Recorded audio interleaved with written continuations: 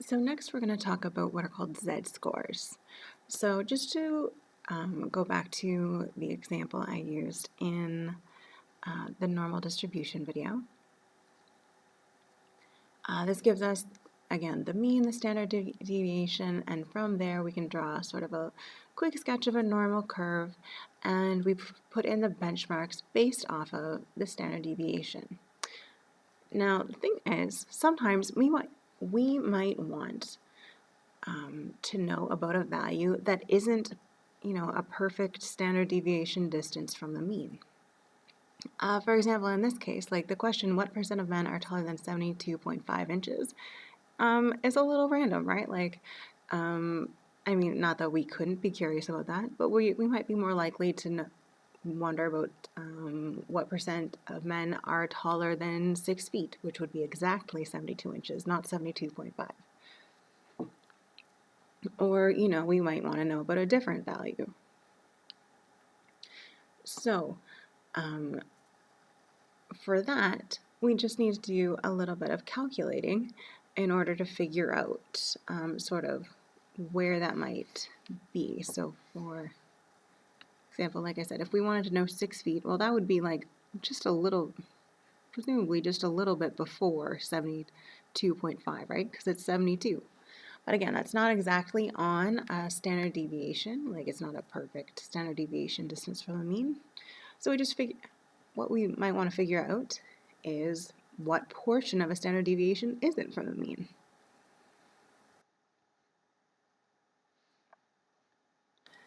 Okay, so just to clear that off a bit.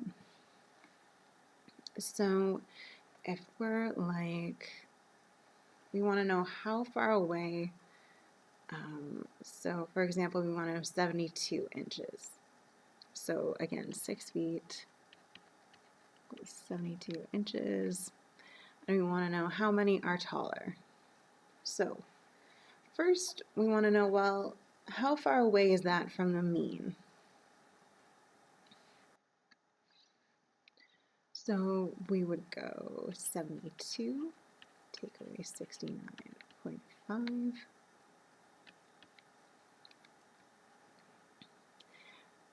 And so that gives us 2.5. And so instead of being 3 inches away from the mean, which would be the standard deviation, it's 2.5. So we're like, well, what portion of a standard deviation is that? So we would divide. Again, this would be much better if we were like having a conversation in class. I feel like we could sort of get somewhere with it, but we're not. So this is the best we can do. So if we divide that, we get 0.83 repeating, which is 0. We're gonna round off to 0.83 because, and that is actually how we calculate a z-score. So then we need to sort of bring in something to help us out there. Because like we know what the percents are for each each perfect standard deviation from the mean, right? Like we know what those benchmarks, we know like there's 34 under between the mean and 1 standard deviation away, and like all that from the other video. So for this, we're actually going to use something called a z-score table. So we're going to use our 0.83 and we're going to look it up. Okay, so this is our z-score table. It's both in the back of the textbook, or I attached it under materials on the Google Classroom.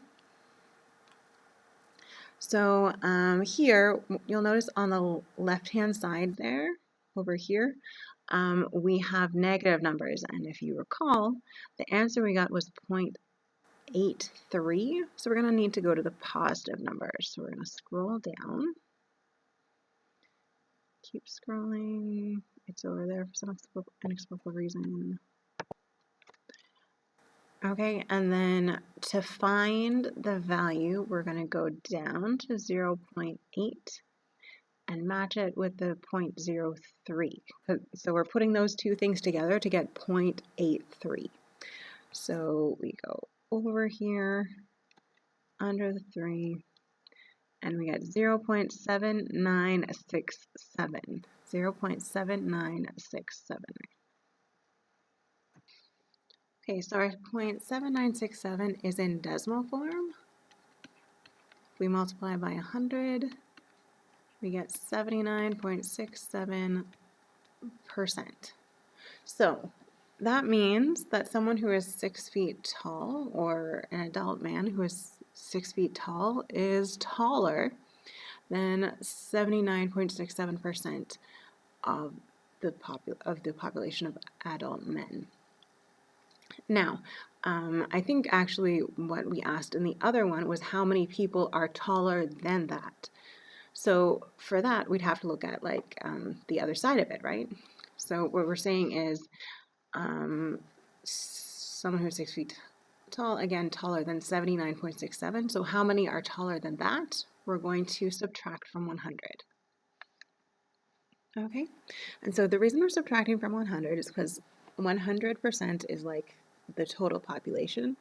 So if you're taller than 79.67% of the population, then it sort of makes sense that the other part would be the part of people who are taller than you. So that is 20.33%. So just to recap, Z-scores allow us to calculate what percentage of a normally distributed population fall within a certain range. By default, the Z-score tells you how many are how we refer to it as to the left. So hold on. So essentially what we've said here is we've got our 72 is the value that we're interested in. And 79.67% are, in this case, shorter or like below, or we can also say to the left of that value. And 20.33% are taller, and we also say to the right